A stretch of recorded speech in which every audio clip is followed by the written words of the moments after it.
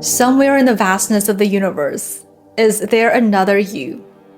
Modern physics suggests the answer is likely yes, provided the universe is large enough or perhaps infinite. And the reason lies in that Aristotle quote you saw at the beginning. Tragedy and comedy are both composed of the same letters. So, simply put, just as a playwright has a limited alphabet to work with, nature has a limited set of particles. And because there are only so many ways to arrange those particles in a universe that goes on forever, repetition isn't just possible, it's inevitable.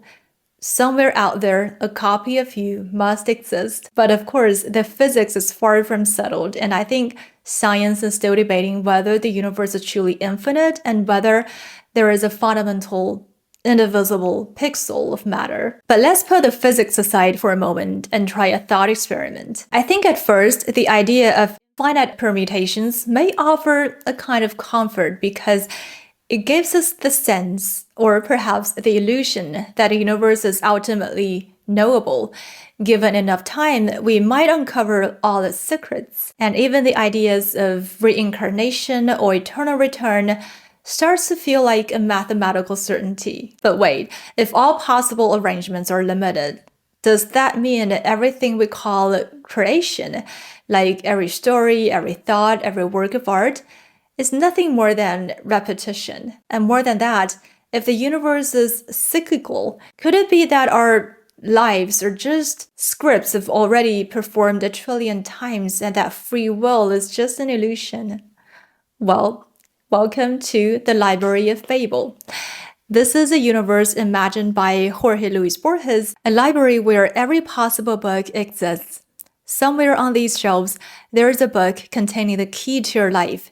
It records every secret thought you've ever had and ever will have, every sentence you've spoken and are yet to speak. You know this book must exist.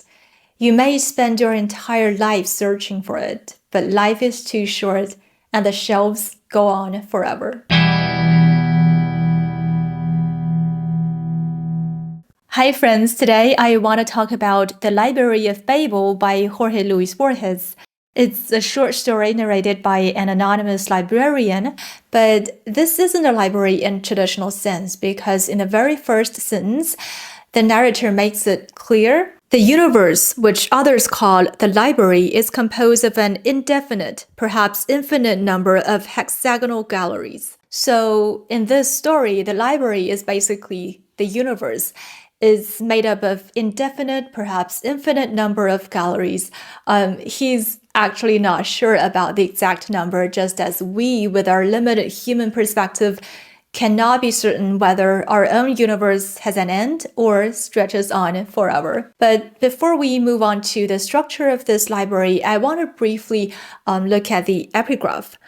By this art, you may contemplate the variation of the 23 letters. So this is a quote from The Anatomy of Melancholy by Robert Burton. And basically, this is a book about melancholy, about its causes, its symptoms, and its cures. But it's more than a medical text. It actually touches on a wide range of subjects, including history, astronomy, theology, and philosophy, and it contains thousands of quotations from other authors. So the book itself is like a library. And when you hear the phrase, the variation of 23 letters, doesn't that sound familiar? It echoes the Aristotle quote we opened with. Burton is referring to the 23 letters of the classical Latin alphabet, and he writes that these letters can be so infinitely varied that the words derived from them will not be contained within the compass of the firmament. I think this is also the core logic of the Library of Babel. Like writing is nothing more than combination of letters, and from a finite alphabet emerges an infinite universe of books. But I suspect this epigraph offers another hidden clue, and we will return to that point later. And for now, let's look at the context of Burton's words. He actually argues that the best way to escape melancholy is through exercise, not just of the body, but of the mind. And he encouraged the suffering soul to impose some task upon himself and dive into books to divert his melancholy thoughts. But when I read this, I was kind of thinking, couldn't this very task be the source of melancholy? Because Burton himself spent much of his life in libraries, and he described himself as living a silent, sedentary, solitary private life. And he writes, I have confusedly tumbled over diverse authors in our libraries with small profit for want of art, honor, memory, judgment.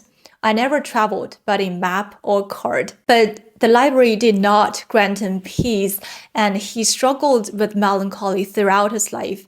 He famously notes in this book, I write of melancholy by being busy to avoid melancholies.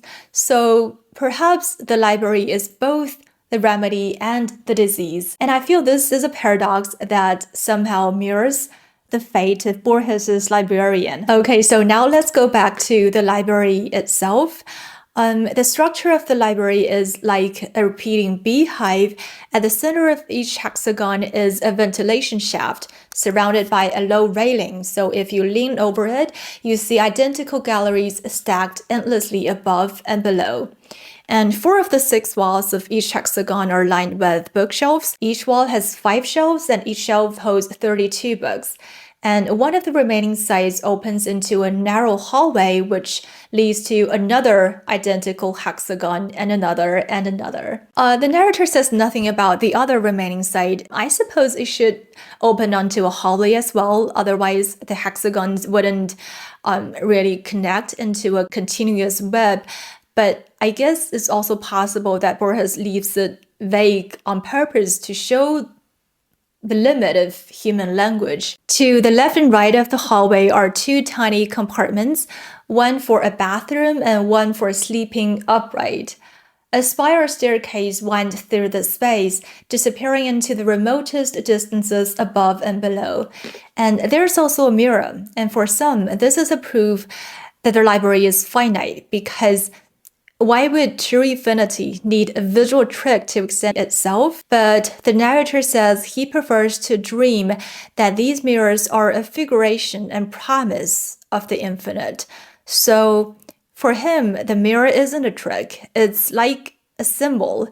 It suggests that the universe might be structured with intention, that nothing is entirely accidental, and even small details could point towards something larger. And I think he leans towards this interpretation because it gives his own existence a kind of meaning as well. His life might also be part of that secret design, and that possibility is important to him, and we'll see more of that later. And there's lighting. 2 weak spherical bulbs in each hexagon. The light is constant, insufficient, and unchanging. So that's basically the structure of this library. And what I find interesting is that the universe, or this library, seems to be built specifically for the librarians, who are, of course, a metaphor for humanity, because you see the bookshelves are just tall enough for a normal person to reach. The library provides space for sleeping and the most basic bodily needs. So at first glance, everything is perfectly human-scaled. But the more you look at it, the more you feel uncertain about this. The library accommodates the human body, but it seems to be totally indifferent to human comfort. Yes, there is a place to sleep, but you can only sleep upright, like a piece of equipment being stored. There's light, but it's dim, barely sufficient to read. And this feels actually very Kafkaesque to me, like we find ourselves inside an immense, meticulously structured system whose logic we cannot fully grasp. It seems to have been dictated by a higher power to which we have no access, and we're by no means the masters of this system. We're just like the tiny parts of a bureaucratic machine that would keep functioning whether we are there or not. Actually, Borges himself admitted that the story was inspired by Kafka. In his view, Kafka's castle, judges, and trials are all symbols of the universe, and nobody is expected to know anything about the universe. He believed Kafka saw the universe as a cold, secret system that's fundamentally indifferent and even hostile to human beings. But there's also a more personal origin behind this Kafkaesque Nightmare. Borges wrote this short story while he was working as an assistant in a small, depressing municipal library, and he spent 9 years there, what is described as 9 years of solid unhappiness. So basically, his work was meaningless. There were 50 of them doing what 15 could easily have handled, and their job was to catalog the books. But the library was too small that it didn't even need a catalog. But at first, Borges worked hard and efficiently, but his co-workers pulled him aside and told him to slow down. And in an autobiographical essay he wrote, "My Kafkian story, The Library of Babel, was meant as a nightmare version or magnification of that municipal library, and certain details in the text have no particular meaning. The numbers of books and shelves that I recorded in the story were literally what I had at my elbow. Clever critics have worried over those ciphers and generously endowed them with mystic significance." And then the narrator begins to speak about himself. He sounds like an exhausted, disappointed old man. Like every librarian, he traveled in his youth, searching for a book, perhaps the catalog of catalogs. It feels like he was searching for the key to the universe, the one text that would decipher all the others. And that reminds me of Borges' idea of the Aleph, a point in the universe that contains all points, or the God's script discovered by the imprisoned priest. It's the same desire, the dream of total knowledge. But now he's old, his eyesight is failing. He's preparing to die a few leagues from the hexagon where he was born. He seems to have given up the search for that book, but he has not abandoned the idea of infinity. And he says, "I declare that the library is endless." Okay, he doesn't suggest, he doesn't speculate, he declares. But how can he possibly know? How can a man with failing eyes, who has seen only a tiny fraction of these hexagons, make such a massive claim? Of course, he couldn't have known from experience, because not seeing an end doesn't prove there isn't one, right? And he doesn't rely on logic either.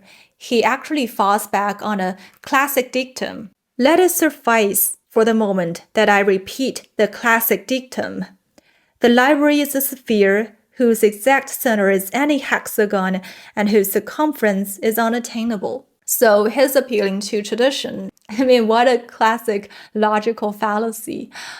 So I think we begin to realize that we may be dealing with an unreliable narrator. What he tells us might not be the objective truth of the library.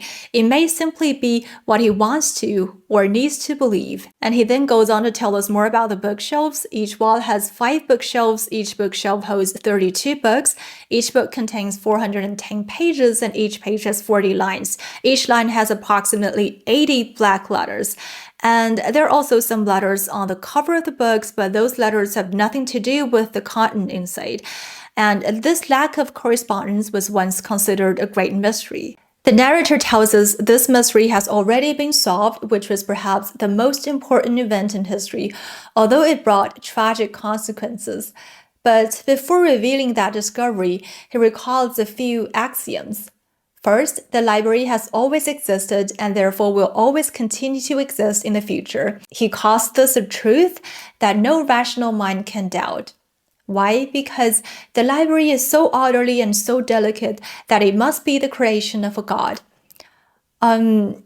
I think that sounds like a direct challenge to Immanuel Kant's first antinomy. In his critique of pure reason, Kant argues that when human reason tries to comprehend the universe as a whole, it inevitably falls into contradiction. We cannot know whether the universe is finite or infinite in time and space. For example, we can argue that time must have a beginning because an infinite past could never be completed in order for us to reach the present moment. But we can also argue that time cannot have a beginning because nothing could bring existence into being out of empty time. Both arguments are logically sound, yet they contradict each other. But of course, today we have scientific models like the Big Bang, but Kant's point wasn't really about cosmology. It's about the limit of human reasoning. But the narrator says no rational mind could disagree with him. I feel like Borges is nodding to Kant here to expose the librarian's arbitrariness. He calls this belief the truth, but it isn't based on experience or logic. It rests entirely on his imagination of a god. And the second axiom is what the narrator calls the fundamental law of the library, which was discovered 300 years ago. For centuries, librarians were baffled by one disturbing fact. Almost every book was filled with total gibberish. The narrator mentions his father once saw a book consisting of 410 pages of MCV repeated from beginning to the end, and another book is a chaotic jumble of letters, except for a phrase, "Oh, time thy pyramids." People try to explain this away as ancient languages or secret codes, but nothing fit. And then, 500 years ago, a librarian discovered a book that was mostly nonsense, but contained 2 consecutive pages of coherent text. And after a century of study, experts determined it was written in a bizarre mashup of languages, and its subject was combinatory analysis, the mathematics of how a limited set of elements can be rearranged. And from that insight, a librarian of genius formulated the fundamental law. The library is made of exactly 25 symbols, 22 letters, the space, the comma, and the period. And the narrator goes on to say, he also posited a fact which all travelers have since confirmed. In all the library, there are no 2 identical books. From those incontrovertible premises, the librarian deduced that the library is total, perfect, complete, and whole, and that its bookshelves contain all possible combinations of the 22 orthographic symbols, a number which, though unimaginably vast, is not infinite. That is, all that is able to be expressed in every language. The narrator uses very certain language here, like facts which all travelers have since confirmed, those incontrovertible premises. Like he's basically claiming that the fundamental structure of the universe or the library has already been fully understood. But has it? I mean, neither he nor that genius librarian has ever seen the whole library. They've only explored a tiny fraction of it, so how can they possibly know its ultimate structure? And I think there's also another interesting detail here. The narrator says the library is made of 25 symbols, 22 letters, the space, the comma, and the period. But there is a footnote to that sentence. It's an editor's note. The original manuscript has neither numbers nor capital letters. Punctuations is limited to the comma and the period. Those 2 marks, the space and the 22 letters of the alphabet, are the 25 sufficient symbols that our unknown author is referring to. So who is this editor and where is he? Like, if the editor is also inside the library, his language system is clearly different from the narrator's. But if he is outside the library, then the library cannot be infinite. It must have a boundary. And remember the epigraph we discussed earlier at the beginning of the story? By this art, you may contemplate the variation of the 23 letters. I mean, we see a different linguistic system here as well. 23 letters instead of the 22 that make up the library's alphabet. I think there are at least 2 possibilities. Possibility 1, the editor might also live inside the library, but perhaps over time people have learned more about it. Like what the narrator calls the fundamental law may simply reflect the limited knowledge of his own region and his own time. Because I think human history works in a similar way. Like at one time, people believed the Earth was the center of the universe, and later we discovered the solar system, then the Milky Way, and the observable universe. Each discovery expanded our perspective and revealed an even larger unknown. Just as John F. Kennedy said in his famous speech, the greater our knowledge increases, the greater our ignorance unfolds. So perhaps the narrator's fundamental law is simply an early stage of understanding. But I think there's also another possibility. The editor might exist outside the library. He's observing it from a higher level. And if that is the case, then the narrator's supposedly infinite universe might actually be something very small. And by the way, this actually reminds me of the three-body problem. If you think of the shooter and the farmer hypotheses, perhaps the narrator is like those 2D organisms living on a target, measuring the holes in the wood and declaring them fundamental laws of physics, never realizing they are just the result of a marksman's whim from a higher dimension. So perhaps this so-called fundamental law of the library might also just be a puppet show controlled by an outside power. Maybe that speculation went a little bit too far, and let's return to the library itself, the one built from those 22 symbols. And this concept wasn't actually Borges's invention. We've all heard of the infinite monkey theorem. Like if you had an infinite number of monkeys with typewriters, or even one monkey given infinite time, they would eventually type out the complete works of Shakespeare. This is 1,000 monkeys working at 1,000 typewriters. Soon they'll have written the greatest novel known to man. Let's see. It was the best of times. It was the blurst of times. You stupid monkey! Before writing this famous short story, Borges actually traced the history of this thought experiment in an essay called The Total Library, and he points out that the idea goes all the way back to the ancient Greek atomists like Leucippus and Democritus. And Aristotle illustrates this with an analogy, the one we saw at the beginning.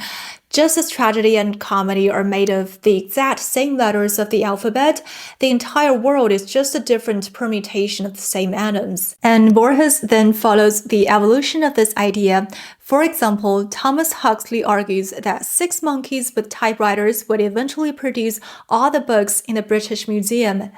And Lewis Carroll noted that since language contains only a limited number of words, the total number of possible books must also be limited.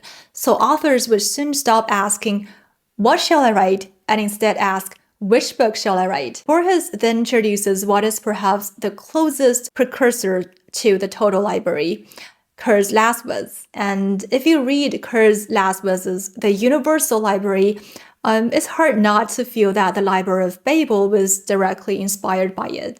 And in his essay, Borges states that Lasswitz imagined a library generated from exactly 25 symbols, 22 letters plus the space, the comma, and the period. And you might think this is where the 25 symbols in the Library of Babel come from, right? But here's the strange part. I actually read Lasswitz's The Universal Library. I'll link it in the description below. And in that story, the protagonist actually assumes the library is composed of 100 different letters, not 25. So I'm honestly not sure what happened here.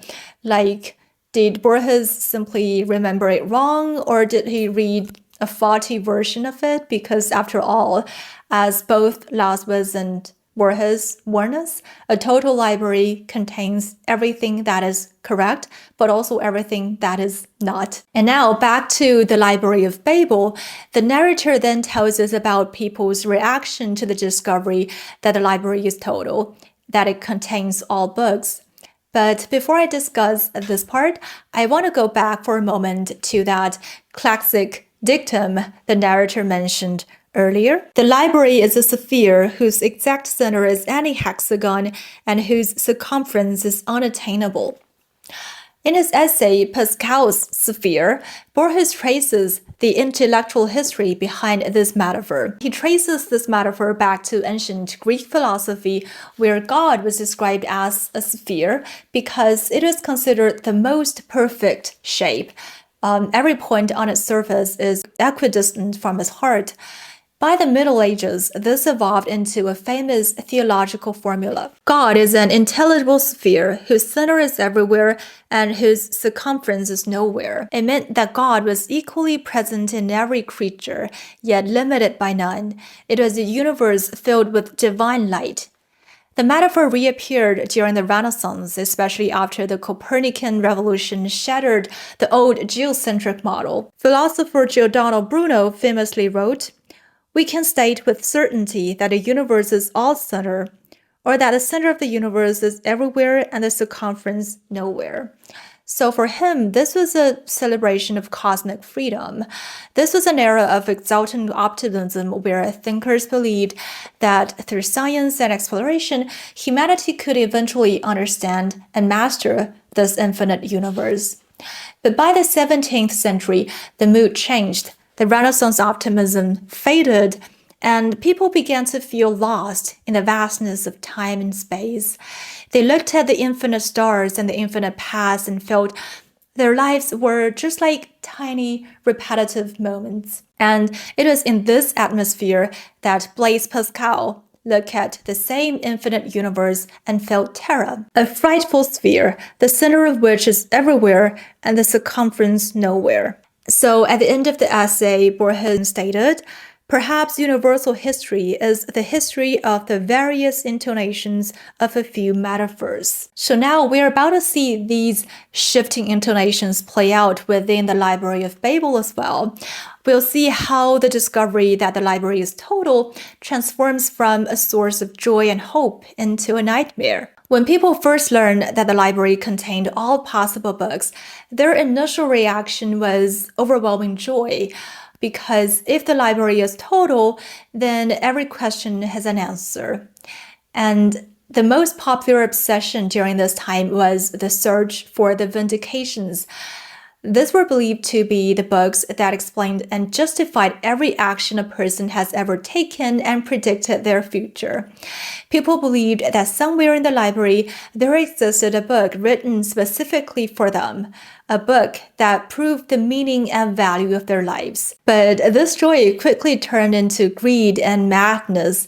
Thousands abandoned their native hexagons, rushing upstairs and downstairs in search for their vindications. Pilgrims fought in the narrow corridors, cursed one another, threw books away in frustration, and even killed one another. The narrator knows that the vindications do exist, but people were so blinded by hope that they forget the math. In a library of this size, the chance of finding your specific true vindication is effectively zero. But beyond these personal vindications, people also hope to find books explaining the fundamental mysteries of humanity, such as the origin of the library and of time. For centuries, men have sourced the hexagons in search for these revelations, and there were even official inquisitors whose job was to hunt for these truths. But by the narrator's time, these inquisitors have become tragic, hollow figures. They arrive exhausted, complaining about broken staircases and missing rungs. They occasionally leaf through nearby books, looking only for disgraceful or dishonorable words, and no one really expects to discover anything meaningful anymore. So the narrator says that unbridled hopefulness was succeeded naturally enough by a similarly disproportionate depression. The certainty that some bookshelf in some hexagon contained precious books, yet that those precious books were forever out of reach, was almost unbearable. And again, I think this feels so Kafkaesque. Like people do have a goal, but as they wander through the infinite corridors, the goal feels eternally out of reach. And the inquisitors are like the hollow functionaries in a vast bureaucratic system, performing their duties long after forgetting why. And when centuries of searching failed to produce any results, a radical sect proposed a different solution. Instead of endlessly wandering through the hexagons, they suggested that humanity should stop searching and begin generating books themselves. And they said that people could simply shuffle letters and symbols until, by pure chance, the correct books appeared. That sounds a lot like the infinite monkey theorem, right? But this proposal was seen as blasphemous and was quickly banned by the authorities because I think the sect was essentially suggesting that humans could assume the role of the creator. And moreover, they were indicating that God himself was irrational and delirious because if the most profound truths of the universe are just the result of the lucky roll of the dice, then the library isn't really a masterpiece of divine design. It's just a statistical accident. And in that sense, there would be no difference between God and a monkey with a typewriter. But apart from the shufflers who tried to create truth through randomness, there were also the purifiers who believed truth could be found through destruction. They invaded the hexagons to burn every book they deemed worthless. And they were not merely arsonists. They were extremists driven by what the narrator calls a holy zeal. They believed they were cleansing the library in order to eventually reach the books of the crimson hexagon, books that are smaller than natural books, omnipotent, illustrated, and magical. But does the crimson hexagon actually exist? Almost certainly not, because the narrator tells us the library is made of identical repeating hexagons. So I think it is just like a legend born out of desperation, just as in our world, when human knowledge can no longer explain the mysteries of existence, we turn to religion and myth to fill the void. And many would immediately relate this to the Nazi book burnings of 1933. Nazi students organized what they called the Action Against the Un-German Spirit. And like the Purifiers, they spoke of cleansing the German culture. And this also brings to mind the burning of books and burying of scholars in China's Qing dynasty. But how many of these so-called purifying movements were actually driven by a pursuit of truth? And how many were simply satisfying a dark human lust of power? How many of them were committing atrocities in the name of a higher cause? The Purifiers movement led to the loss of millions of volumes in the library, but the narrator says the damage done by the Purifiers is exaggerated because in a library that contains every possible combination of letters, information is indestructible because if a fanatic burns a masterpiece, the same masterpiece exists in 1,000 other rooms, perhaps only with one misspelled word. And then the narrator speaks about a different kind of superstition, the belief in the book man. And the logic is simple. If the library contains every possible book, it must also contain a book that serves as the cipher and perfect compendium of all the other books, a book that explains everything. And if such a book exists, then logically, there must also have been a librarian who found it and read it. And that man would possess the ultimate knowledge of the universe. So in a sense, he would become a god.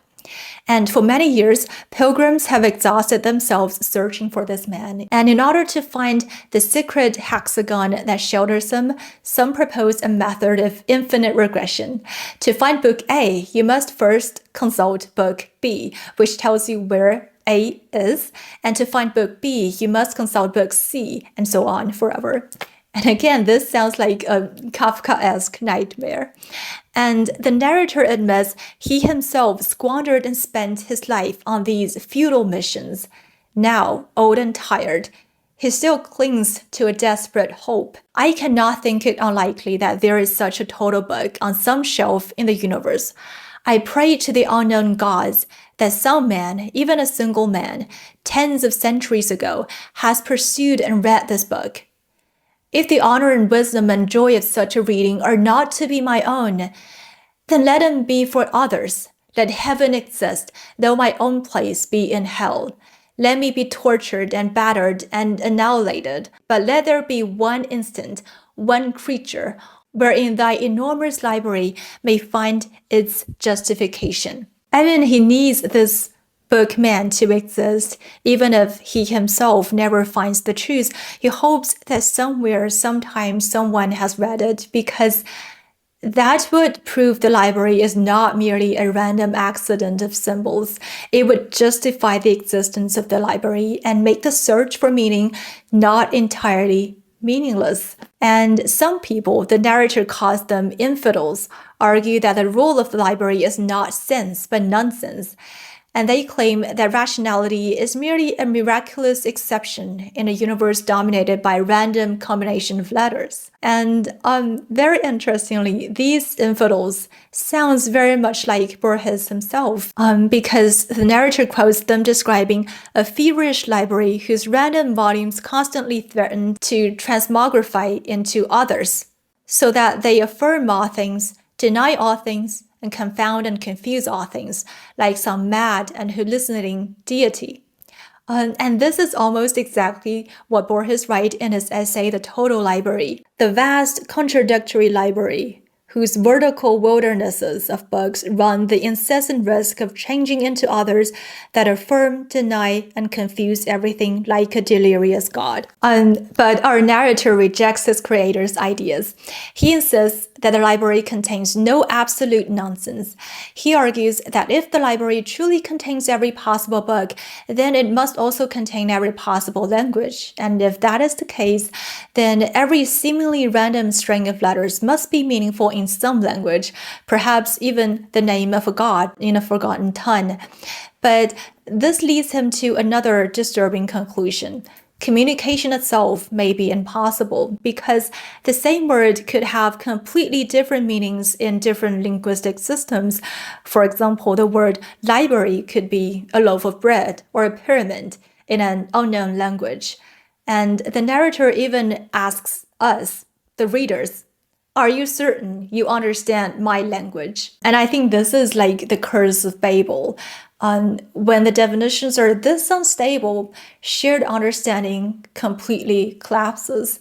And this means even if we manage to find the truth somewhere in the library, we might not be able to recognize it, because in a universe where every word could mean anything, the most profound message is indistinguishable from gibberish. And also the narrator concludes, to speak is to commit tautologies. Since every sentence already exists on a shelf somewhere, no one can ever say anything original. And this echoes earlier literary imaginings that Borges discussed in The Total Library.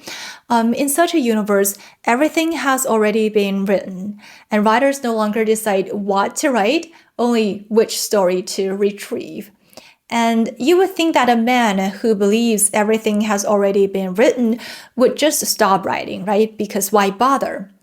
But the narrator still writes this article that we are reading right now, and he says, methodical composition distracts me from the present condition of humanity. And this again reminds me of the words of Robert Burton in The Anatomy of Melancholy. I write of melancholy by being busy to avoid melancholy. I think that's exactly what the narrator is doing. Writing is the only thing that distracts him from the horror of this universe. And I think in a sense, this act of writing is like a sort of defiance, because even though he believes his work is pointless, he continues to write. The human impulse to think and create does not disappear. But not everyone in the library responds this way. For many, the realization that everything has already been written has annulled the human spirit. Despair has turned the library into a wasteland. In some districts, young people have given up reading and instead worship the books like idols, kissing pages of gibberish they cannot understand. And meanwhile, epidemics, religious conflicts, violence, and suicide have disseminated the population.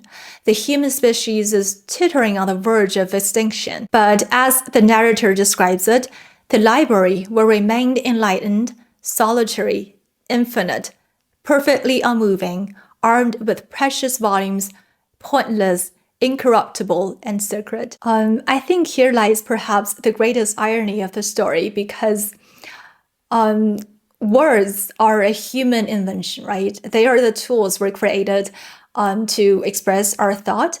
But in this library, the tool has become the master.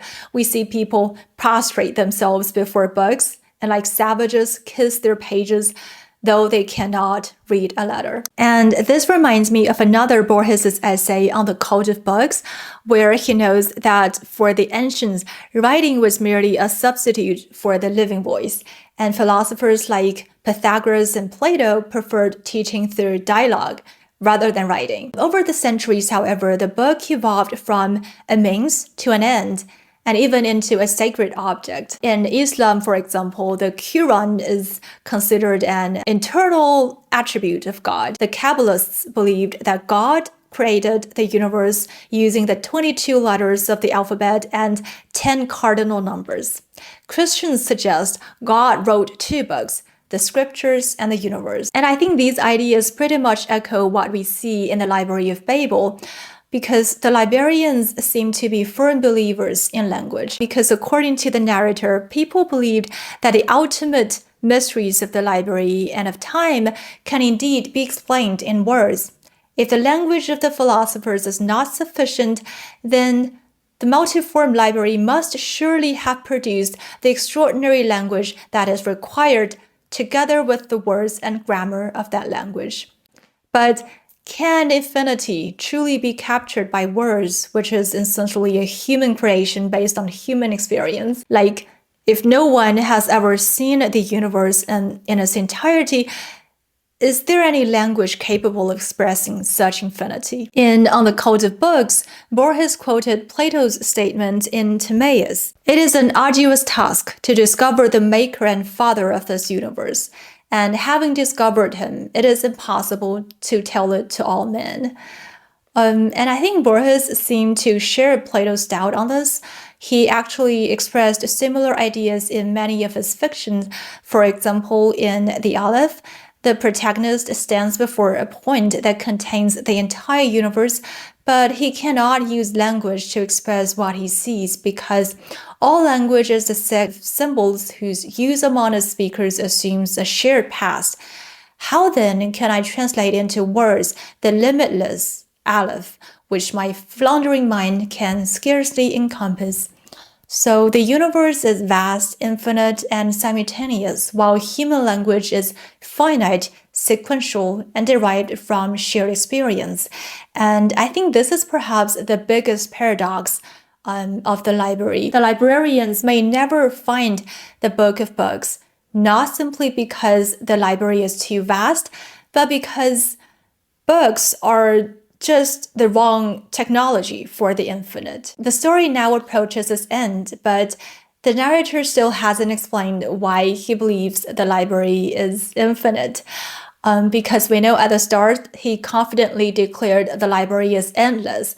But according to what he calls the library's fundamental rules, the number of possible books is actually finite, and we just need to do the mathematics.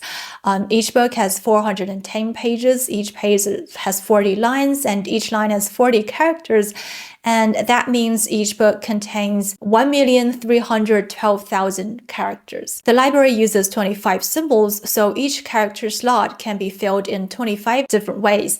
And that means the total number of possible books is 25 raised to the power of over 1 million.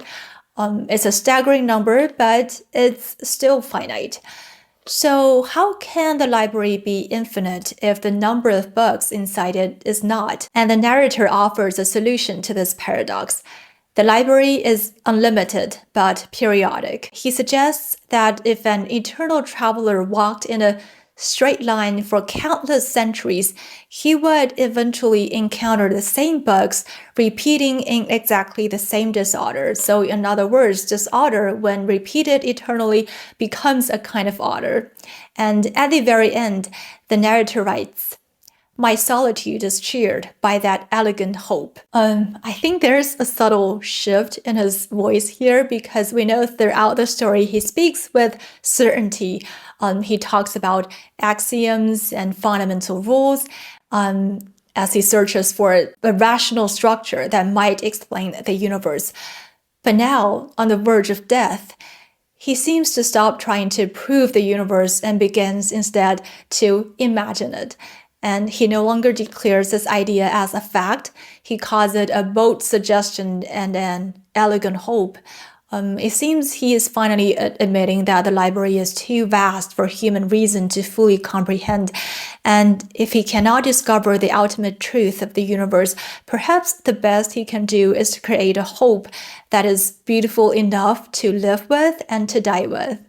And this idea of an infinite periodic library also resembles Nietzsche's doctrine of the eternal return, is the idea that because the world is composed of a finite number of elements while time is infinite, every moment and every life must eventually repeat. And I think if we extend this logic, it's not just the books that repeat. The librarians must repeat as well. So if you still remember the question from the beginning of this video, is there another you in the universe? I think the narrator would probably say yes, because according to his logic, somewhere in a distant hexagon, another version of him must be reading the same volumes and pondering the same mysteries. And then he is no longer a solitary accident in a chaotic universe. He becomes an eternal figure or a recurring character in the greatest story ever written. And I guess that's why his solitude is cheered. But of course, this is only my bold suggestion about what the narrator might be thinking or what Borges intended in writing this story. And after all, the inner life of a person is as impenetrable as the deepest mysteries of the universe, I believe. The librarian's narration ends here, but there's another footnote, and it mentions a woman named Leticia Alvarez de Toledo. I think that's a fictional person who argues that the vast library is technically unnecessary, and its infinite knowledge could be contained in a single book with infinitely thin pages. It feels very close to another Borges' short story, The Book of Sand. We can explore that in another video, but I'm thinking perhaps the library is nothing more than a thought in the narrator's mind. An infinite universe can be millions of hexagons, or it can be a single book in your hand. The library in all its infinite complexity is vast and unknowable, yet intimately tied to human perception. So these are my thoughts on the Library of Babel. Have you read it? Do you love it? Please feel free to share your thoughts in the comments below. Thank you so much for watching, and I'll see you in the next one.